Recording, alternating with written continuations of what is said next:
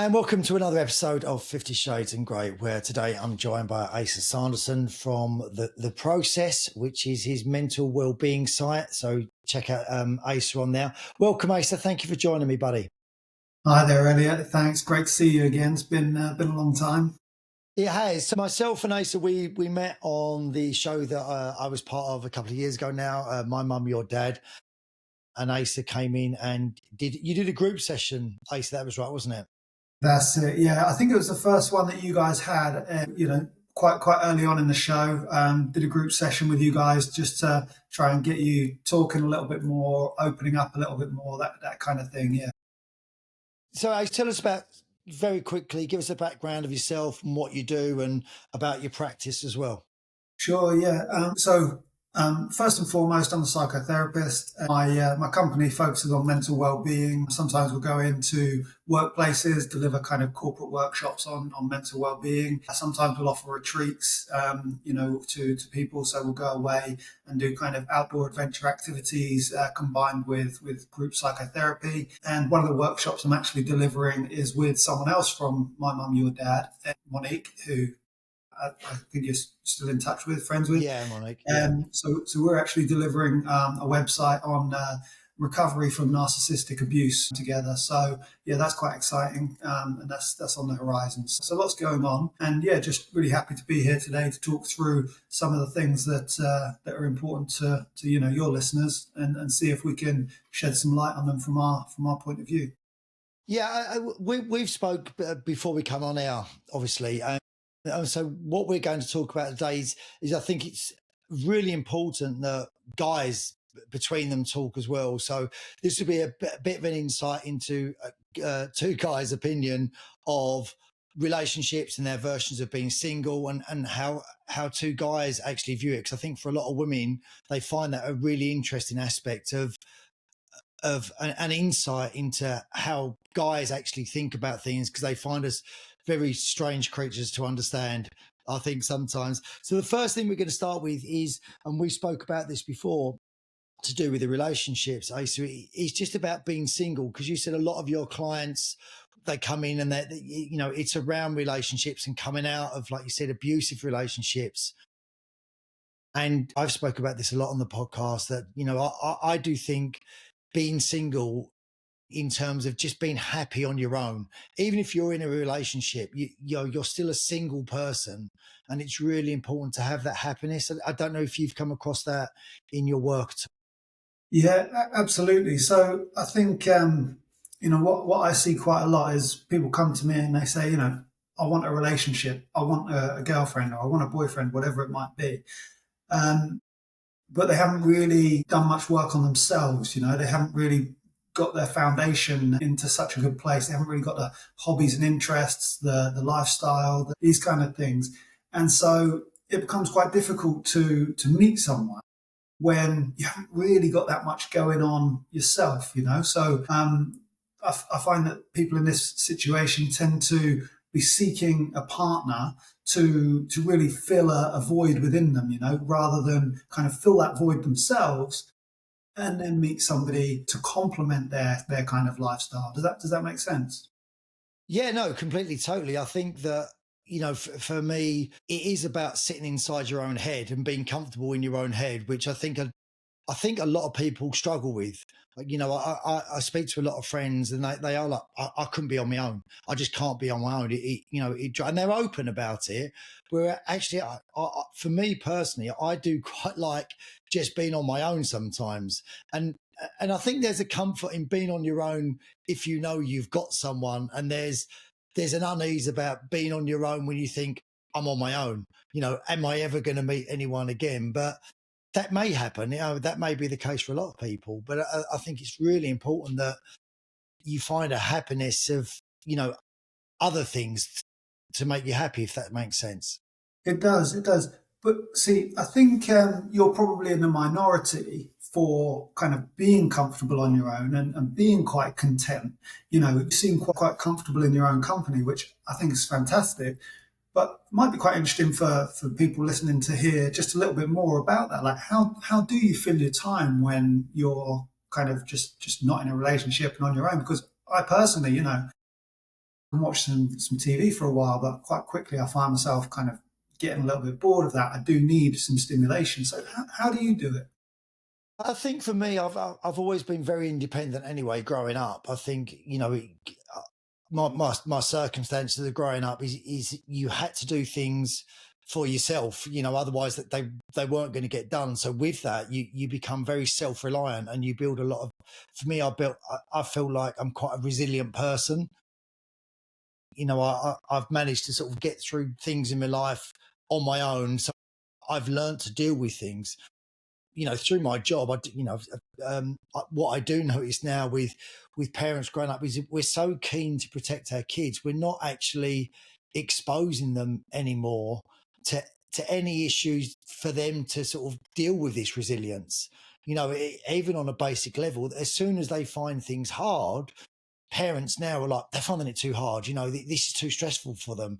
But to some degree, there needs to be a controlled amount of sort of resilience that they face in order to build it. Otherwise, they're never going to build resilience to anything. And I think in relationships, especially, you do need to be very resilient, because you are guaranteed that some of your relationships aren't going to work. You are going to be brokenhearted at certain times. You're going to be faced with a situation of giving someone else a broken heart at certain times. These are things that you more than likely will face, and you're going to have to deal with them. So you need that resilience. So I think for me, I built up that growing up quite quickly from a child. So I was always quite comfortable with that. And again, like you say about interest, I've always played my biggest, longest relationship and most successful relationship has probably been with football. It's always been there for me. It's been a massive outlet for me. It's been a massive part of my life. At times it's been fantastic. At times it's been heartbreaking, but it's always there. And a lot of my life has been around that. So I've always had that going on in my life. And outside of that, I've always had loads of other hobbies as well. Going to the gym, I'm always doing stuff on the house. So my time is always spent and can be spent doing other things to take me away from sitting in front of the TV thinking I'm on my own.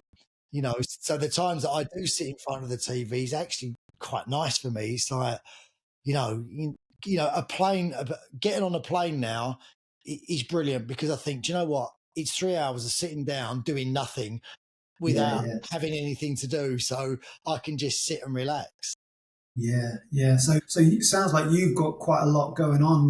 Day to day, you're really busy, whether it be with the sport, with the kind of other projects you've got going on, and so on. So you have a very fulfilled life. So when you meet someone, potential romantic partner or whatever it might be, do you find that they like that, or that actually is a bit of a barrier for you, and kind of a bit of an issue in the early stages of dating?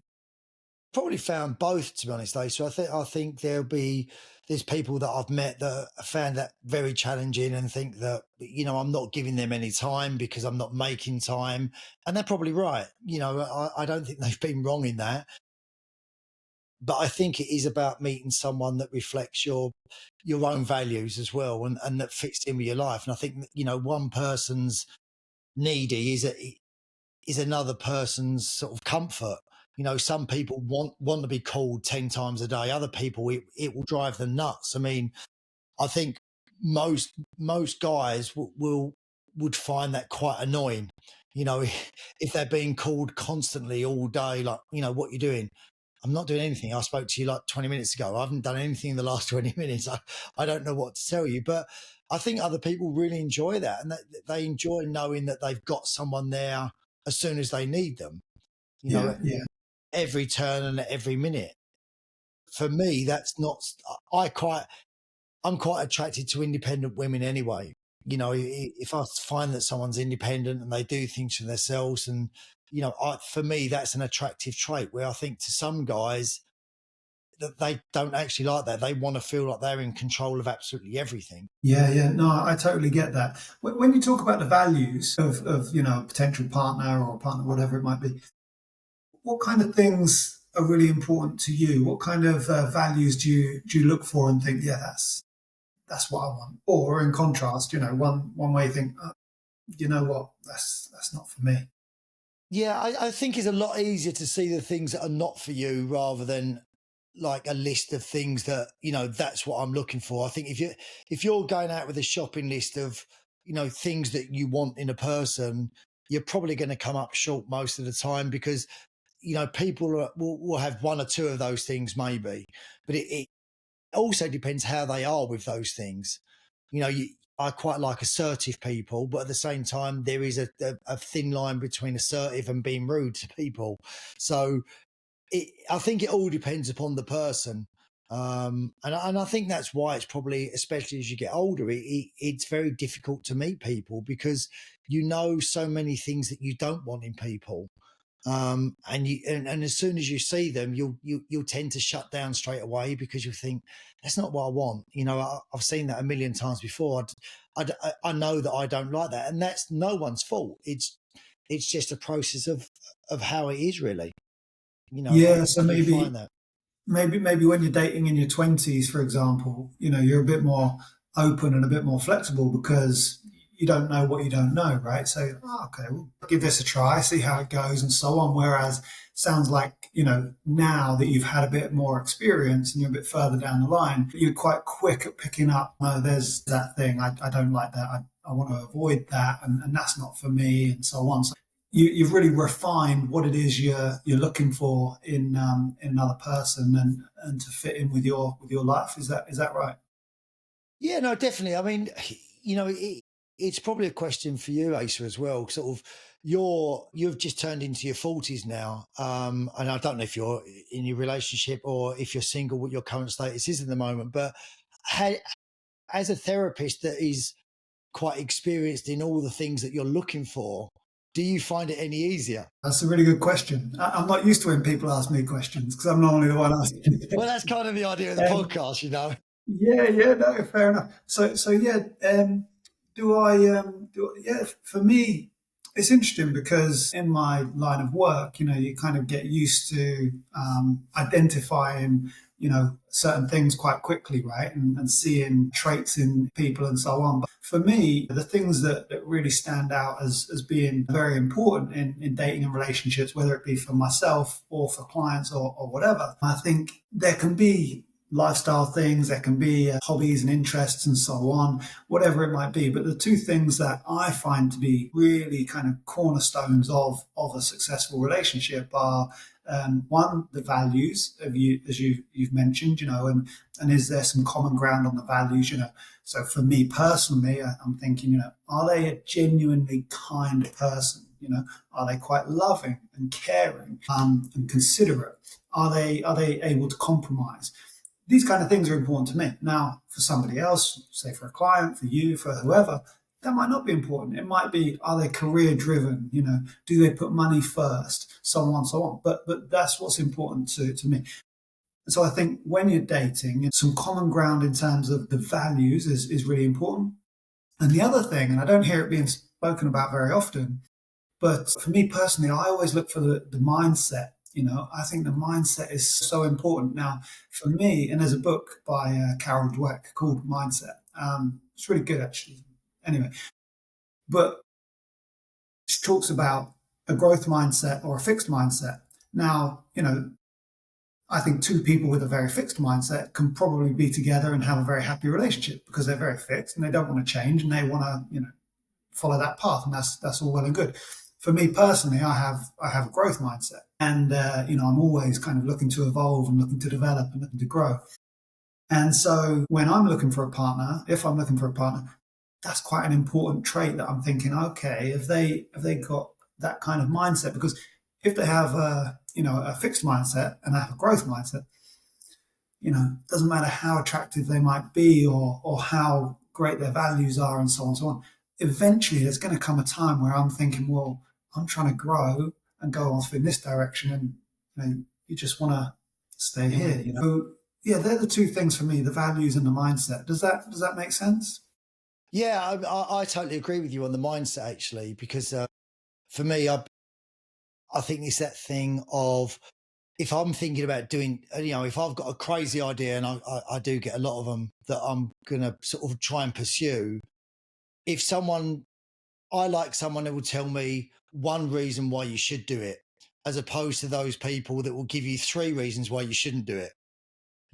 Or that's a stupid idea because what if this happens and what if that happens? I like the people that go, yeah, give it a go.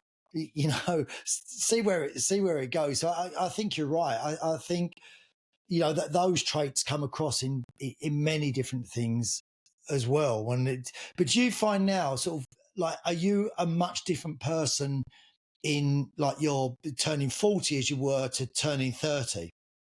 Goodness me, Elliot. I mean, if you've known me in my 20s, honestly, you probably wouldn't have spoken to me. I mean, I was very different, very, very different. But, I think that's a really, I think most people, they kind of reach a point where they have a choice, don't they? You can either carry on making the same mistakes you've always made and getting what you've always got, or you can take a look at things and think, something's got to change here. Something's got to change, right? And for me personally, I wouldn't say I was winning at life. So yeah, I had to make a change. And for me, I actually went over and lived in Asia for a few years. And that was kind of like a bit of a career break, really, where I got a chance to just take a look at things, where I was going wrong, what I was doing wrong, and where I wanted to be. And something that I do a lot with clients actually is kind of painting a picture, not literally, but creating a vision of what the next 5 years is going to look like. What you want that the next 5 years to look like, what you want the next 10 years to look like. It doesn't have to be too detailed. It can just be a vague outline. But without that vision, really, you're just living day to day and making the same mistakes day to day. So yeah, I think that was a really important part for me. I think it helps clients to really picture what it is they're trying to achieve. And then once you've got that, so for me, for example, nice family home, couple of children, a couple of dogs, whatever it might be, kind of flexible working lifestyle, these kind of things. Well, if that's what I want, then I have to be very intentional about how I go about achieving that, because it's not just going to come to me. Life's really, really difficult, and you have to work really, really hard to get a healthy, happy, loving relationship, to get a couple of kids with, a good kind of family home. It's really tough. So for me, yeah, you have to be quite intentional about those things.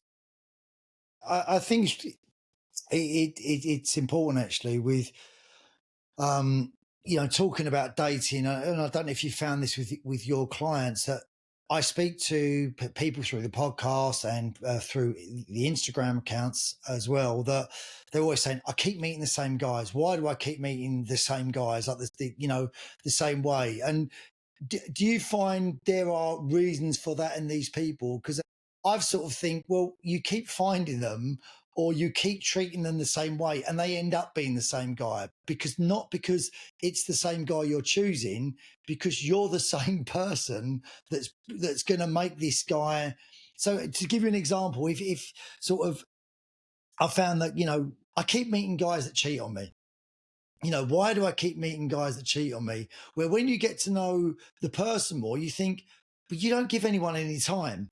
And if you don't give people time, they will find other people that will fill the void for them. And so it's not about these other guys cheating on you. It's about you're not giving people what they want as well. Have you found that in your practice? Yeah, it's a really, really interesting one, isn't it? And I think there's so much to it. I mean, that thing about keep meeting the same kind of guys, you think, okay, well, does that trace back to childhood? What was the father figure like? Because ultimately, subconsciously, we're going to kind of map what we experience from mum and dad, in terms of like looking at, ultimately they're your initial role models for a male and a female, right? So then when you grow up, you're kind of seeing, potential partners and thinking, well, does that fit the template of a man? Does that fit the template of a woman? And so on, based on kind of what our early childhood experience kind of showed us. So sometimes there's things in that. So for example, if the dad was very promiscuous, then potentially, going to be looking at subconsciously maybe you're kind of meeting guys that fit that template, which I'm trying to kind of put quite a lot of psychological theory into about 2 sentences. But Yeah. anyway, so there's that. But then there's also the part that we mentioned earlier about kind of the independence, right? So not many people, especially nowadays, are really comfortable just in their own company, right? So they're trying to kind of, it's nice to find love. It's nice to find a romantic partner and intimacy. So a lot of the time, we're in a bit of a hurry to do that. And by being in a bit of a hurry, sometimes we make mistakes, right? Because ultimately, if you're kind of starved of that for a little while and then something comes along, all of a sudden the brain floods with dopamine, we get very excited, a little bit of adrenaline, and maybe you start to miss some of those red flags, which otherwise you would have kind of gone, that's a Yeah. red flag, that's a red flag, that's a red flag. So there's that. But then something that I think is really important and probably not spoken about enough is emotional regulation. So, when that's happening, we're feeling can be overwhelming, can be quite overcome with emotions and so on. Now, if we have the tools in place to regulate those emotions, we can go, oh, that thing's happening. That thing where I get all excited because I've just met someone, that's happening again, isn't it? I need to regulate that emotion. I need to just calm things down. I need to take a little bit of time, and put some boundaries in place and so on. But a lot of the time we don't do that. We go, this is exciting. They're really hot. I want to experience that. Let's go. And then before you know, it's like, oh, it's another one of them. So yeah, that's the main part of what I would say on that. Yeah, I did actually. I think I've been more capable capable of that in my dating history as well. I know, like you say about the dopamine rush, that I was very guilty of just getting way too excited, way too early, and then I'd do that thing where you'd sort of go out and think, oh, I'm just going to play it cool, and then before you know, it, you're going, I think I love you. It's like, oh, after 20 minutes, Yeah, 20 minutes. Yeah, 20 minutes into the day, I think I'm in love with you. we've all been there. We've all been there. And a lot of the time, what then happened is the other person gets really excited as well, and then sort of 2 or 3 months later, I think, yeah, I don't think I'm in love, and I think that brings us nicely on to, I think there's a big thing of like being in love and falling in love. And I think I never ever recognized that. I was always, yeah, I'm in love, and it is just that excitement of starting to fall for someone because you start to like them. You start to think about them in the morning because you'll send them a message and then you'll wonder what they're doing in the daytime. And then it's all that excitement that you think, I'm in love, when actually, I don't know how long it takes to be fully in love with a person, or if you are ever fully in love with a person, or if you're always constantly falling.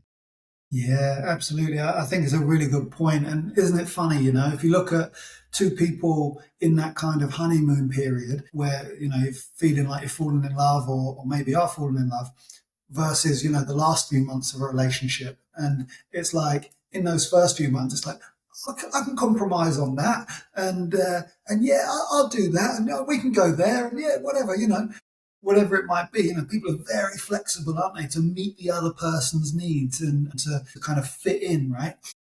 And then in the last couple of months, it's like, as the relationship starts to break down, and like you say, you get over that initial thing, and then you kind of start to think, oh, maybe this isn't the right person. You start to see, oh, hold on, I need someone with a growth mindset. You're obviously a very fixed mindset, or I need someone who's loving and caring and so on. And you're obviously, more career driven and these kind of things, which, each to their own. But then you start to go, yeah, I'm not going to compromise on anything. I'm just, this is me. You take it or leave it, right? That's kind of how it goes, isn't it? I think, yeah, I think it is. It's that whole thing about sort of, women talk about it with guys. Oh, they sort of keep treating you mean to keep you keen. And I often think, yeah, if they're treating you mean, they just don't care. It really is that. But I also find, like, with the whole falling in love thing, it's that as sort of as humans, we don't recognize when someone may love us, and because of their actions, we almost need to hear it. And someone could be really, really nice to us, but we're constantly thinking, well, I want you to tell me. And you think, but they could tell you, it doesn't mean anything.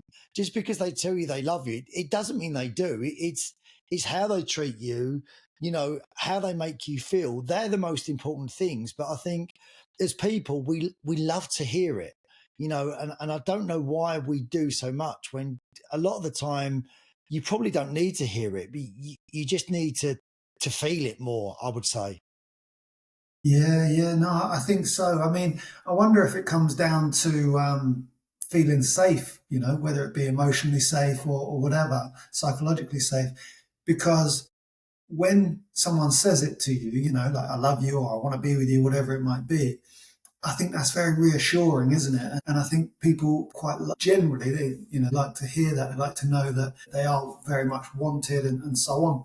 Also, something that stands out to me in a lot of my work is that, you know, and you see this with social media and validation and kind of all these kind of things, and to an extent dating, and some people kind of, are promiscuous, sleep around, things like that, in order for that reassurance, right? I call it kind of being in search of okayness, right? We all want to know that we're okay.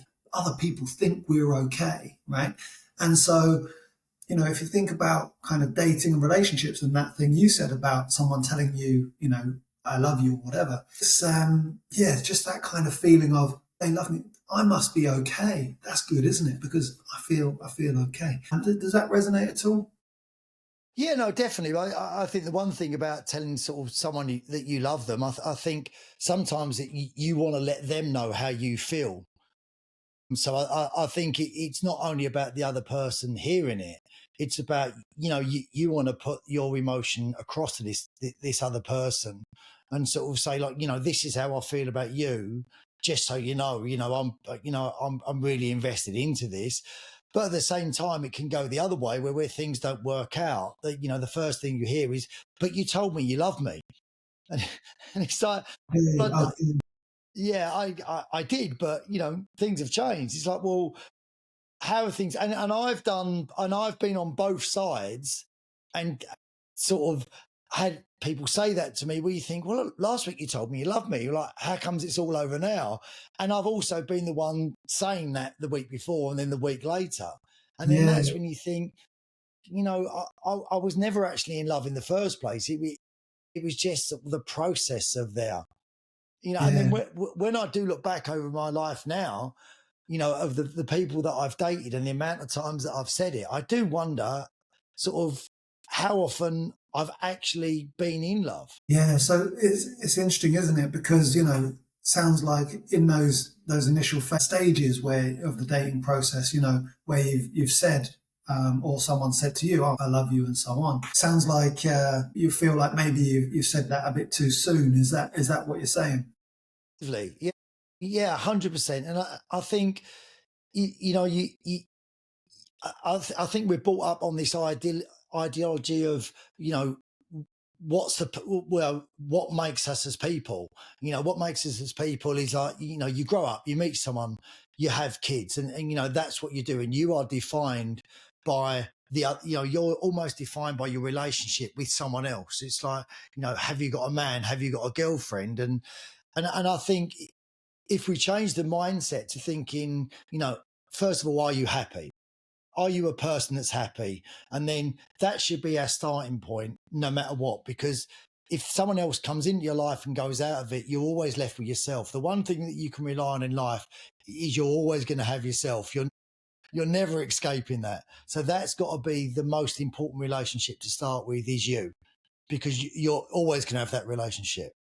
Do you know, Elliot, that's such an important thing is the relationship with yourself, and I think that's why you seem to be quite happy on your own, in your own company and so on, is because you seem to have quite a good relationship with yourself. But actually, I think that really circles back around to where we started with clients coming to me or people going to date looking for something in someone else when really they're not in the best place themselves, and I always try to think of relationships and dating as that's really the cherry on the top of the cake. It's not the cake itself.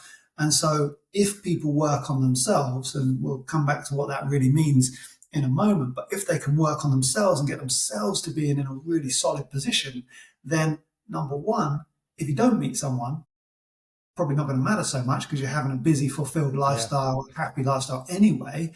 And if you do meet someone, they're probably going to be really awesome because they'd have to be in order to pull you away from that great lifestyle that you're having, right? And actually, in contrast to that, if you don't have any of those things, then really what kind of person are you going to be attracting? Someone who's probably not got a lot going on themselves. Yeah, no, I totally agree. And I think it's with the whole sort of, finding yourself. I think for me, once you've experienced being lonely in a relationship, that's the worst place to be. And I think once you've experienced that, you do have a different mindset of thinking, do you know what? At least if I'm on my own, I know I'm always going to be happy, because being unhappy in a relationship is the loneliest place in the world. Because you're constantly with this person that there's no happiness with, and that's hard to get out of, and it causes a lot of stress. And I think once you've experienced that in a relationship, you then know that no matter what happens after that point, you'll always be happier on your own than unhappy in a relationship. And unhappy relationships can be very difficult to get out of as well. Absolutely. I think that's a podcast, in itself really, is how to navigate your way out of a relationship that is not quite right, because that can be very, very difficult. And actually, going back to what you said earlier about kind of saying, I love you too soon and that kind of thing, quite often people get themselves into a relationship too quickly, and then it can take years to navigate their way, and that can be quite messy, can't it? So, but yeah, I definitely relate to that. And so going on to the last thing, Asa, that we wanted to talk about, that we spoke about again before, was this whole thing with the dating apps. Now, we've both spoke, and we've both had experience of the dating apps. I haven't done them, same as you, for quite a long time, but I don't think they've changed an awful amount. But I get a lot of messages about it and about how to cope with them, and what to do. And they've completely changed how dating is now, because they are with a much busier lifestyle, which is why I started using them years ago. I just wasn't finding time to go out. And also, a lot of my friends, that they're all married and or they've got partners. There's not always people to go out with. So, if you're not doing something about it, you're not going to meet anyone anyway. 100%. It was interesting. I was thinking the other day that if you was to put into context how dating apps work and how they would work in previous years before dating apps. So if a girl was talking to a guy in a bar, and they were getting on and they were just chatting, no one would go near them. As another guy, you'd look over and think she's quite nice, but you wouldn't go over there and go, so how you doing, while another guy's talking to her.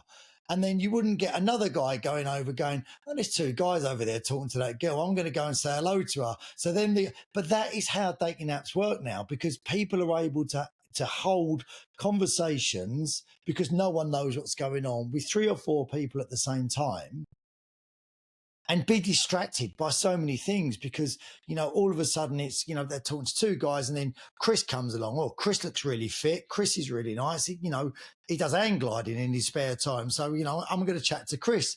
And now I'm not going to talk to Dave because I can't have 5 conversations going on.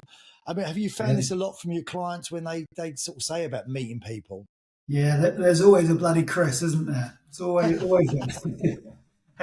but no, it's an interesting one, isn't it? Because I think years ago, probably 20 years ago now, these websites and apps, they were designed with the premise that they were going to make dating easier. And actually, going back to the days of websites, there was search criteria and filters, right? So, you could specify almost down to the height and the weight and all these kind of things of the person. Whereas now, and so in some ways that was actually quite helpful, right? Because you could really narrow it down. Oh yeah, they're my type, and I'm going to date them. Now it's this massive sea of people and very few filters. I think the filters normally are something like age and location, right, on certain Yeah. apps. Um, and so it's a massive sea. You can burn up so much time, energy, and money, going to these dates, right? Which to meet someone who I've been on dates where within 10 seconds I've known this hasn't got a future, right? Because it's Yeah. just not a match, just not attracted, whatever. But so that in its that's a bit of a tricky situation. But then also coming back to the thing you were saying about, the multiple speaking to multiple people. So like I mentioned, in the chat we had before, I personally actually started to just speak to one person at a time. And I would match somebody and see that conversation through and that connection through from the start to the finish. And if it didn't work out, then that's okay. We move on. But until it didn't work out, I wouldn't I wouldn't have another kind of communication with someone on the app. Now, that might seem really strange in today's kind of dating world, but for me, it just meant that I wasn't burning up so much time kind of going on dates. I wasn't burning up so much kind of emotional energy and mental stress in talking to multiple different people. And it meant that the conversations I was having were much more kind of wholesome and nourishing, and I just got a lot more out of doing it that way. So, but as a guy, did it bother you knowing that the person that you were just going, I'm talking to, I presume that you told the person this as well, did you? Yeah, yeah. So I would tell them, and sometimes they would think that was really quite odd. They think they weren't comfortable with it. Like, what do you mean you're not talking to anyone else? Go and talk to other people. Like, this is too intense. Which I get. It's the You're way it too is. needy. Yeah, too needy. Yeah, you you're you're too you're too sensible about dating. Go and date loads of people. That's a much better idea. But yeah, so I did, and sometimes people thought, oh, that's a bit unusual, and other times people thought, oh, that's great. You're actually just into getting to know me. It's like, yeah, but so go on. Did it? But then did it? Did you ever want that back from them? Did you ever sort of kind of say Yeah. sort of or not? No, no, no, not at all. I mean, reality, I think that's completely unrealistic, isn't it? It was just a decision that I'd made Yeah. to because otherwise, you've got three people you're chatting to on an app, three people you're chatting to on Instagram, three people you're chatting to on WhatsApp, and you're trying to do a job and live a life at the same time. It's just exhausting. Whereas, to just meet one person at a time is plenty. That's quite nice, isn't it? To just get to know someone and that's it. Well, I'd like to get your opinion on something, Asa. Actually, so I met a guy a couple of years ago now. I think it was at a wedding, and he was single as well. And at the time, I was single, and we were chatting about dating apps. And he was quite a wealthy guy, and he said to me, so what I do. He said, for this, because I was saying, oh, it's so boring. And I said, because you have the same conversation with people. He said, I have a girl that does it for me. And I was like, what do you mean? So he said, I pay her by the hour. So what she does, she makes a spreadsheet. She does all the pre-conversation. She gets to the part of the day. He said, I've given her exactly what I want. And he said, when it comes to date, she basically gives me sort of like a file on the person that I'm meeting. And I go and meet them. He said, I've got all this information. He said, because I haven't got the time to do it. He said, it just bores me. And I was thinking at the time, that's an awful idea. But the more I thought about it, I did start to think, well, it's kind of genius in some ways because he's got a girl talking to a girl. So the girl knows what the other girls want to hear. And they're only going to meet him anyway. No one's lying to anyone, kind of, but I didn't know morally whether it was a good thing or a bad thing. I didn't know what your thoughts were on it. Yeah, wow, it's certainly a controversial one, isn't it? It's an interesting way of doing things. I mean, yeah, I can't say that I would kind of go down that route, but you can see the logic, can't you? You can see the logic because it's a minefield out there, isn't it? So, you think if it worked for him, then yeah, Well, why not? I think the girl that he used has got quite a few clients, that she does this for. Wow. So she's just like the middleman in Yeah. the middle of the middle act between the two people that are doing it. But I don't Yeah. know if the guy ever met people and said, "Listen, I'm going to be honest with you. Up until this point, someone else has been talking to you on my behalf. So, does it really matter if they get to the point where they both like each other?" And that, I don't know. I never saw him again, so I don't know how it worked out. Yeah, that'd be an interesting one to hear what your listeners think about that, wouldn't it? To see how the women would feel about that. I don't know. But if they turned up and met the guy and everything that they'd heard, I suppose it's no different from if they had a friend who said to them, "Listen, I've got a great guy for you. He's Mhm. this, he's this, he's Yeah, this, and this. Do you want to meet him?" And they'd go, "Yeah, okay then." I don't think it'd be any different, but I don't know. Next time I bump into him, if I ever do again, yeah, I'll let yeah, you know and find out how that goes. Well, listen, yeah. I say thank you so much for joining me on 50 Shades of Grey today. I'll put all your details on here, and people can go on and follow you and see the work that you do. Having met you in person, you're a beautiful person from inside and out, especially out. You're gorgeous. I can sit and look at you all evening. Yeah, thank you. So great luck with Monique and the work that you're doing with her, and make sure you post stuff, and we'll forward it for you as well. Elliot, thank you so much. It's been a real pleasure talking to you, and yeah, let's stay in touch and hopefully do it again sometime. Okay. Brilliant. Thanks, Asa. Well, thank you guys. Thank you for following 50 Shades of Grey. Make sure you subscribe and leave your comments below. Take care. Bye bye.